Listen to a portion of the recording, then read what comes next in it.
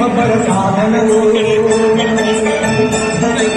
ಕಷ್ಟದೊಳನ್ನವ ದುಡಿವ ತ್ಯಾಗಿ ಸೃಷ್ಟಿ ನಿಯಮದೊಳಗವನೇ ಹೋಗಿ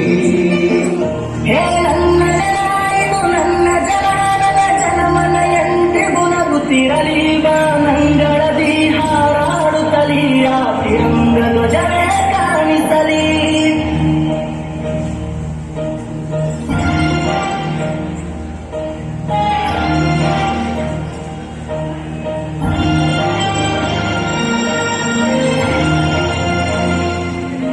ಈ ಮಣ್ಣಲ್ಲೇ ಮಾಡಿದರು ಈ ಹಾಡು ಅಳಿಸಿದರು ಈ ನೆಲಕ್ಕೆ ಏನನ್ನೂ ಅರದಿರು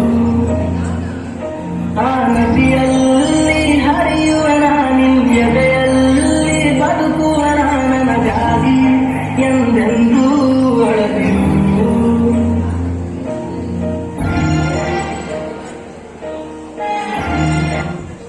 ದೇಶದ ಬೆನ್ನೆಲುಬು ರೈತ ಹಾಗೂ ಸೈನಿಕ. ಇವರಿಬ್ಬರು ನಮ್ಮ ದೇಶದ ಶಕ್ತಿಗಳು. ಸೈನಿಕ ದೇಶದ ಗಡಿಯನ್ನು ಕಾಯುತ್ತಾ ನಮ್ಮ ರಕ್ಷಣೆ ಮಾಡುತ್ತಾನೆ.